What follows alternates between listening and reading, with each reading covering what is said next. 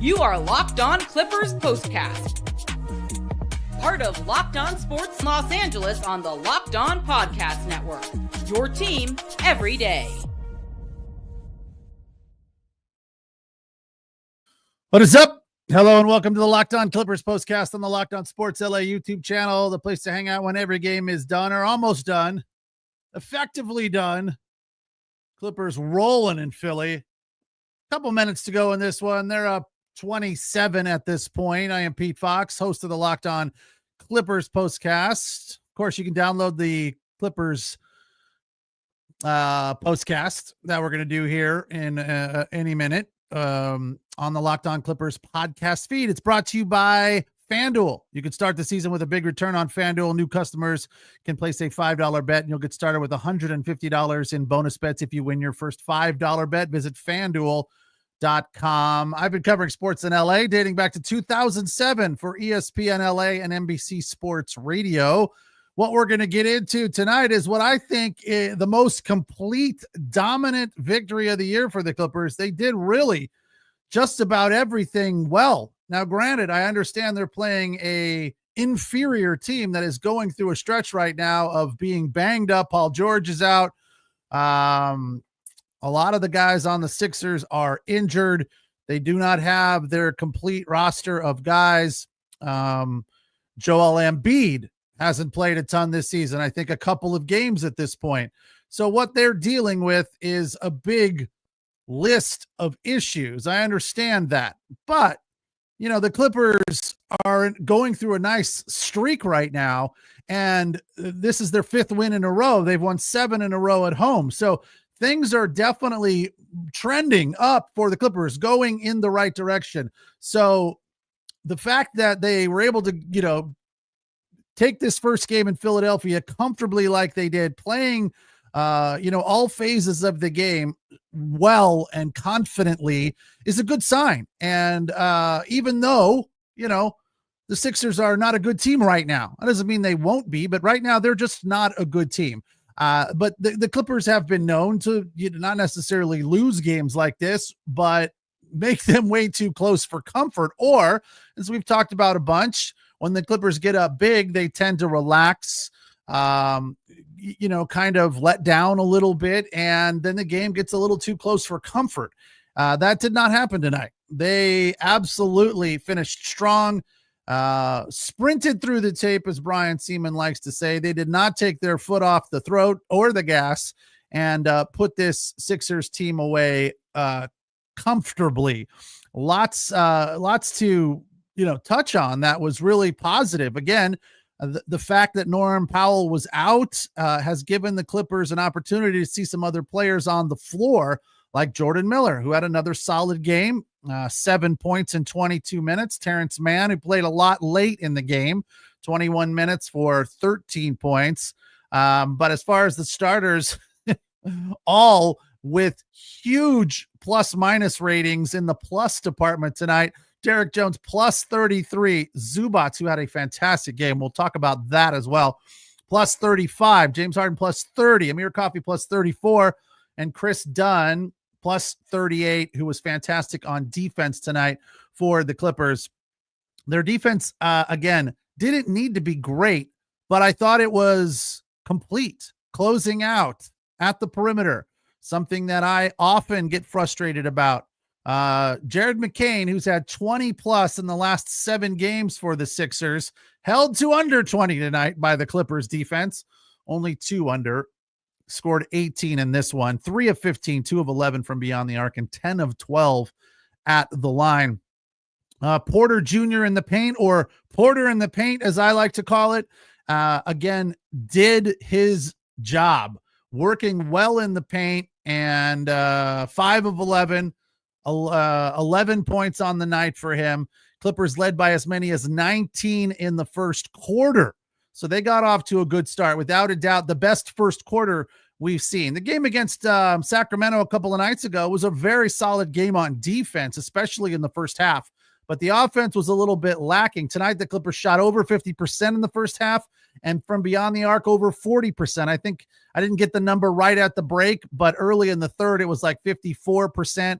and 44% from beyond the arc. So I'm assuming that at halftime, it was right around that number, 53, 54. So a really competent night shooting.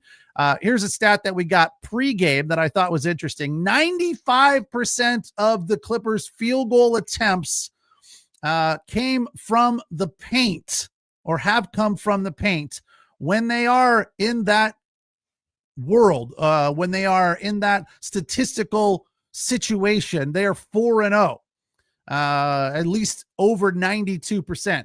So when the Clippers have everything working well in the paint, they are working well as a team. They can also shoot the three when need be. As the game has now gone final, Clippers win it by 26, 125-99, shooting 40% from beyond the arc at 12 of 30 and 58% from the floor on the night. So I think they've found something by Norm Powell getting hurt. And again, I'm not trying to say that's a good thing. I can't wait for Norm to get back on the floor because he brings intensity both on defense, and he is very, very competent from beyond the arc. And, you know, obviously they have a handful of guys on this team that are able to shoot three.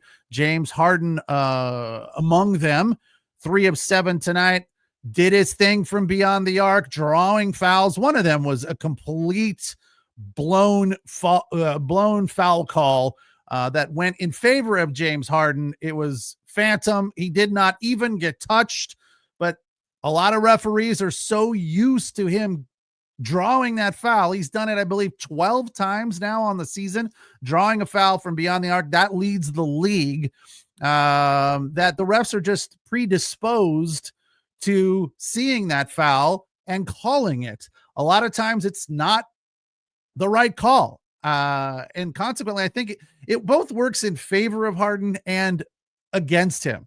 Because as we talked about, really the last time the Clippers played poorly was in Houston in that back-to-back a couple weeks ago. The refs in Houston, for whatever reason, and they were different refs on those two games, none of them called that foul. They just weren't going for it. So I feel like a lot of times the refs come into the game with a mindset saying, we're not going to fall for that, James. You can try that all you want, but we're not going for it. And, you know, that ends up happening frequently. I would say more often than not, the refs fall for it. A fair amount of times it's an actual foul. I also believe that it is extremely poor defense when that foul is called. Yes, James Harden is very, very competent at throwing that leg out, which again is against the rules.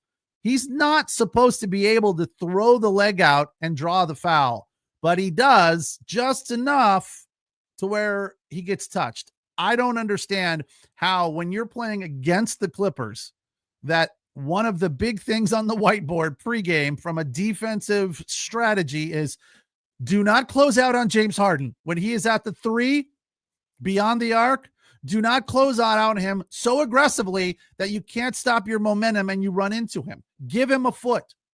His 3 percentage is good. It's not great. 3 of 7 today is the best we've seen from him in a while. His field goal percentage is 34%. He's 42 from beyond the arc. Wow, I'm really surprised by that number. 42% from beyond the arc. That is way higher than I thought it would be. I stand corrected. You got to figure out a way. I'm still 42%. Really? Holy cow. That number is way up there for what I thought it would be, as many as he misses. I have been hard on James Harden. I feel like at times I don't give him the credit that he deserves. And a lot of that is based on Brian Seaman giving him more credit than he deserves. I feel like as I'm watching, I need to compensate for how fantastic Brian Seaman thinks James Harden is. But 42%, that is very, very good from beyond the arc. But the defense, I think, a lot of times is way too aggressive on him at the perimeter, and that's how he draws that foul. Tonight, 12 of 12 from the line. That's a fantastic night right there, shooting from the free throw line. The Clippers, another surprising stat we heard, the most double-digit leads in the NBA this season. More than Cleveland, more than Boston. more than the Warriors. It's crazy. So I feel like we are slowly moving into the territory of we need to change our opinion about how good this team is, or better yet, how good they can be. Because with Norm Powell out and Kawhi Leonard out, they are doing nothing but improving. And let me remind you of this. They're not doing it against poor competition tonight, yes, but in general, their competition is very good. After the break, I'll tell you where they rank in the league with strength of schedule thus far into the season, where they are now 11-7, 4-3 on the road. It's the Locked On Clippers postcast on the Locked On Sports LA YouTube channel, the place to hang out when every game is done. You can also listen wherever you find your podcasts on the Locked On Clippers podcast feed. We appreciate you allowing us to be your source for your team every day. Tonight's episode of the Locked On Clippers postcast is brought to you by SKIMS Unterhosen, also known as underwear. I personally do not wear Skims, but when I was telling my wife about this, she was like, I wear Skims and I love them. She was surprised to hear that they have men's underwear. I'm like, yeah. So I think I'm going to have some Skims underwear under my tree or in my stocking. I always get underwear for Christmas.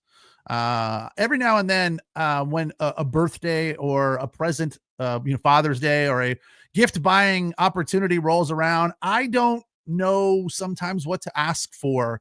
And, my wife and daughter like to buy gifts. So sometimes I'll say, like, let's just go to Costco or something and buy some stuff that I kind of don't need, but want. And recently I went a couple of times and bought underwear. I was moderately displeased with them. And I told my wife about that as well. She's like, well, we're going to get you some Skims underwear and you will then be pleased, because I am completely satisfied with my Skims underwear. So shop SKIMS Mens at skims.com/LockedOnNBA. Let them know we sent you after you place your order. Select podcast in the survey and select our show in the drop-down menu that follows. And if you're looking for the perfect gift for the whole family, SKIMS just launched their biggest holiday shop ever, also available at SKIMS, SKIMS.com/LockedOnNBA.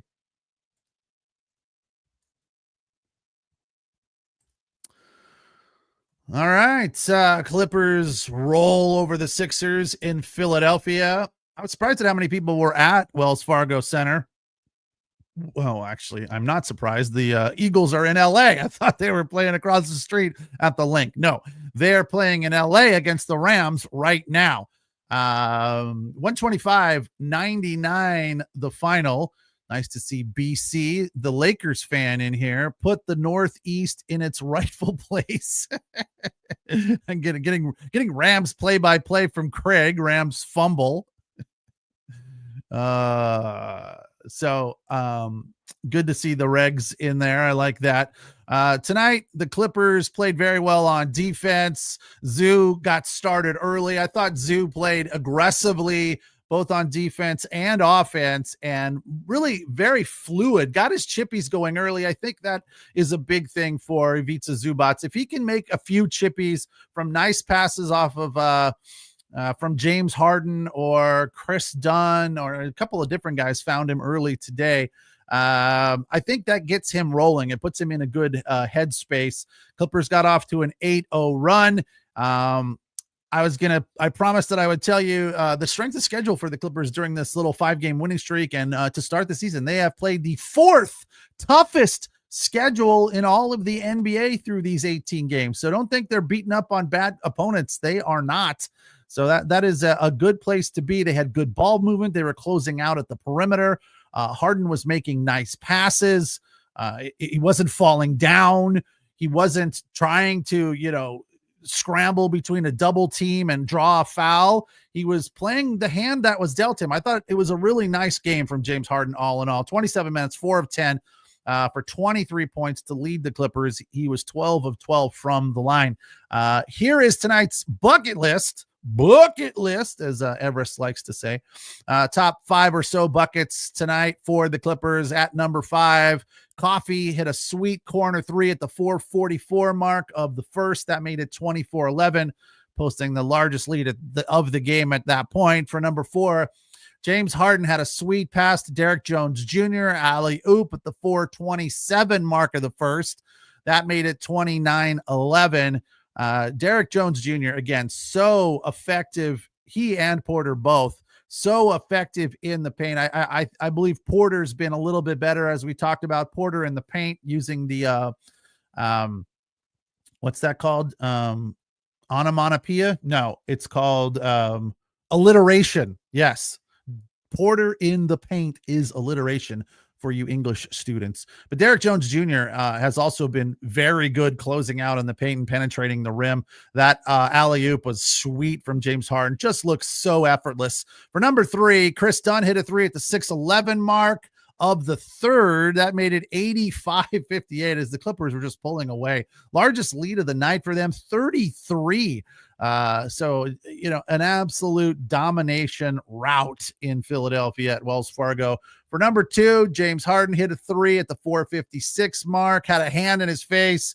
It was a nice, very prototypical step back where the defender did a good job and did not close out too much. And Harden hit the shot, but I thought it was it was both a nice shot and nice defense as the hand was in his face, and Harden took care of business, 89-60 at that point. And for number 1, Porter Jr. penetrated with a layup, again, athletic in the air at the 10:53 mark of the fourth, 99-77. It was just a sweet move. And Ivica Zubac had a bunch of those. He had his own dunk of the night, where he got a nice pass from about the free throw line and elevated, just floating through the air to hammer it down. So that was nice to see as well. It wasn't a terribly exciting game, but there are times when you just need a route, when you just need to, sprint to the finish line and hold on with a big, comfortable win. It's confidence building, and it makes the team improve. I feel like this unit is getting more comfortable with each other. This was a stress-free win for them. Mo Bamba got to play a few extra minutes because Zubac sat down fairly early in the fourth, only playing 25. Zoo only missed 2 shots on the night, 8 of 10, 16 points. Mo Bamba, 3 of 5, had a 3 for 7 points. And Nick Batum played just 10 minutes, but very effective 10 minutes. He's one of these guys that when he's on the floor, he is earning his money.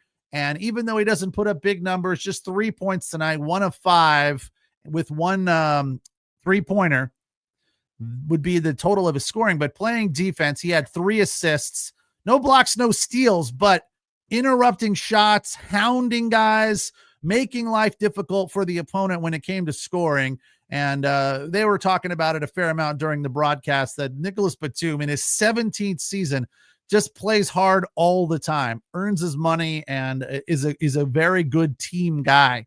As far as other guys off the bench, Terrence Mann, 5 of 6, had 1 3, 2 free throws for 13 points. Jordan Miller, 23 minutes, 7 points. Kevin Porter, 24 minutes, 5 of 11, over from beyond the arc, but had 11 points. And Kobe Brown, who also plays hard when he gets on the floor. Brian Seaman, a big fan. I see why. He's a guy that's just very energetic and enjoys playing the game and feels probably lucky to be in the game and privileged whenever he gets the opportunity. So he goes out and plays hard. 3 of 4, only missed 1 shot, and it was a 3. He finished with 6 points. One of the other things that was brought up during the broadcast that I thought was very interesting, Jim Jackson made the point that I want to talk about after the break about the Clippers moving the ball and how it sets them up for success. We'll talk about that next. It's the Locked On Clippers postcast on the Locked On Sports LA YouTube channel, the place to hang out when every game is done. Tonight's episode of the Locked On Clippers postcast is brought to you by GameTime. GameTime is one of my favorite apps when it comes to buying tickets. I feel like people that whine and complain about going to events, not just sporting events, whether it's concerts, comedy, all of these things, everything's too expensive these days. Eggs, milk, games, concerts. They don't work hard enough to find deals. And it's not even really working that hard with GameTime. Just download the app.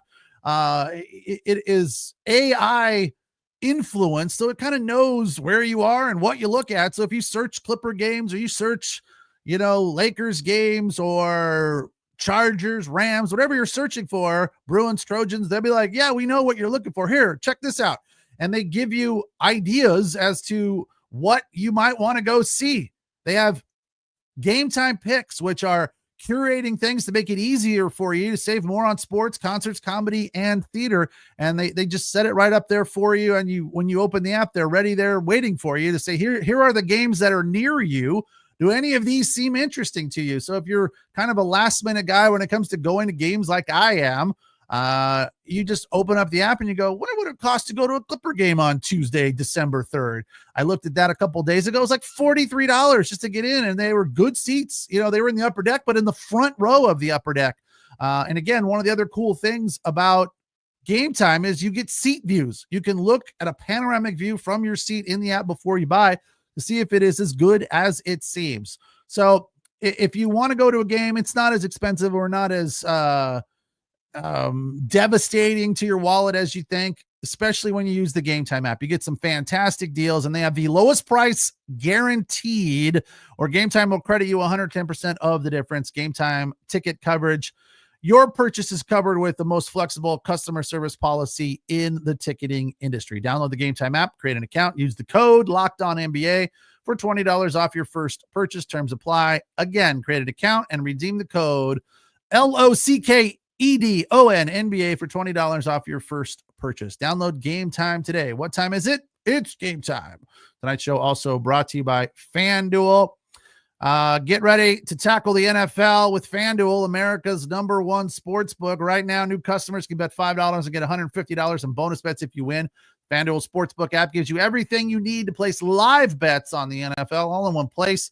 So when you get a hunch in the middle of the game, you can check out the latest stats, view live play-by-play, and so much more on the very same page where you make the bets. Just visit FanDuel.com. You'll get started with $150 in bonus bets if you win that first $5 bet. No pressure. Visit FanDuel.com. Never waste a hunch and make every moment more with FanDuel, an official sportsbook partner of the NFL.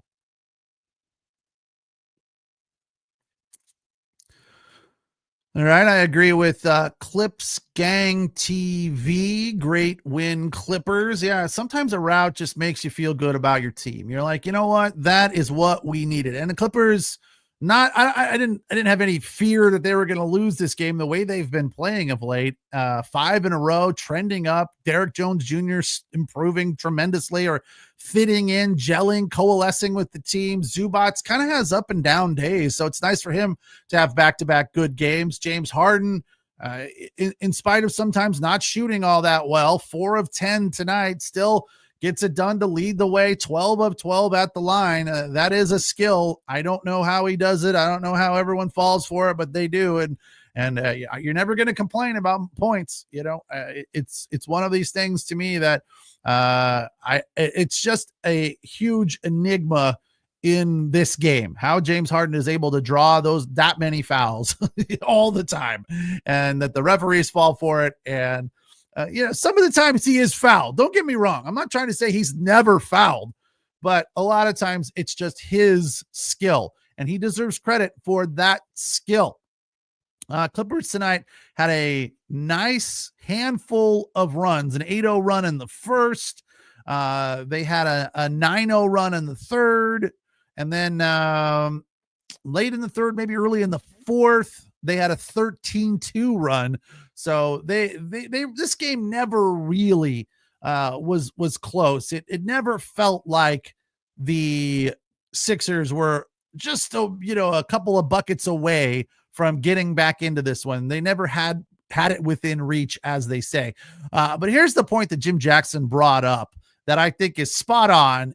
When the Clippers get into their sets quickly, not necessarily in a fast break, just when the point James Harden is dribbling up the court and he sets up at the point, finds his man, whoever that may be on the wing, and they get into their set quickly and move the ball, find the open man and fire. Taking a shot, at least midway through the shot clock, they are just better. It all looks more fluid and flows better, and it's just a more competent offensive set for them, in my opinion. And Jim Jackson brought it up, and I was like, yes, it is so true. When James Harden comes up the floor, stands at the point, dribbles there for a few minutes and starts like trying to be fancy with the ball. And then sometimes, it's late in the clock. I got 6 seconds. I got to force up an ugly shot or penetrate the rim and force up an ugly shot trying to draw a foul. It works sometimes, but I don't think it is a good look for them in all. I agree that they just have to get into their sets more quickly. Tonight, I cannot remember. I did not write a note down at any point in time during this game where I felt the Clippers were forcing shots. Now, maybe that's because the Sixers D is not very good, but it didn't feel like at any point in time tonight they were forcing up bad looks. They were moving the ball around. I wrote that note 3 different times. Moving the ball well. Nice passing. Good ball movement. Closing out on D. They were doing all of the little things, earning their bonus points, if you will. I thought it was just nice to see. And as the opponent gets considerably more difficult tomorrow, let's hope the Clippers can take this energy and this momentum into that game tomorrow at TD Garden against the Boston Celtics. Unfortunately, we will not be here on the Locked On Sports LA YouTube channel afterwards to break it down for you because we have Chargers Ravens on Monday Night Football. And as much as I know a lot of you are probably huge basketball fans, at the end of the day, NFL is king. When there's a conflict, NFL is always going to win, whether we like it or not. BC likes the Chargers in that game. I think it's going to be a heck of a game, BC. That is for sure. If the Chargers can slow down the Ravens running game, I think they've got a real shot. They're playing some good football right now. That is for sure. Just like the Clippers playing some good basketball. So I will without a doubt be checking in on it as the Chargers Ravens game is going on. We can potentially share some comments about what happened in the Clippers Celtics game during the Chargers postcast. But I am a little bummed that I'm not going to be able to participate and watch that game because I really am curious to see where this 5-game winning streak takes the Clippers against a very, very tough opponent. Second in the East are the Boston Celtics. Of course, the Cleveland Cavaliers have jumped out with that amazing start. I believe they're 15-1 to start the season. The Boston Celtics not far behind. They've lost 3 games? They're 14-3 while the Cavs are 16-1. So that's going to be a heck of a matchup. But I think a lot of people think in general that the West is just better. I mean, you look at the record, the West is dominating the East when they play this season thus far. So even though the Clippers come in 10-6, it's going to be a pretty even game, I think, from a line standpoint as far as Vegas goes. Setting the line on this game, probably going to be fairly even. So I don't know if they've got it up yet. Let's see, because I will be curious to see how the odds makers look at this game tomorrow, because I feel like the Clippers and Celtics are pretty even. 430 tip. Well, I guess I was wrong there. Vegas and the odds makers see this as a game that is heavily weighted in the favor of the Celtics. They are 10.5-point favorites. Woo, that's stiff. I don't know that I would lay 10.5 on the Celtics. I think that's a pretty good bet right there for the Clippers to get 10.5 on a 5-game winning streak. I don't know if Norm will be back or not, but that would be helpful if he is. So good place to be for the Clippers heading into Boston to take on the Celtics, coming off a win tonight comfortably, where a lot of the starters got to sit early, like Zubac and Porter Jr., only playing 25 minutes. James Harden was playing a little bit towards the end of the game, but he only had 27 minutes, Coffee 25, and Chris Dunn 23. So they should be good and rested as they head into TD Garden to face the Boston Celtics tomorrow. Off of their 11th win of the season, they're 125-99, the final over the 76ers tonight.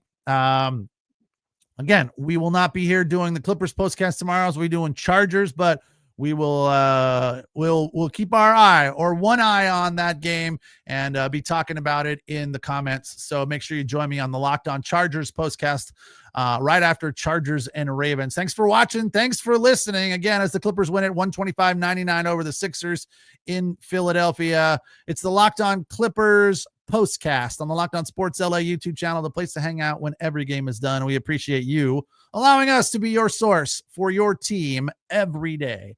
Have a good night. We'll talk.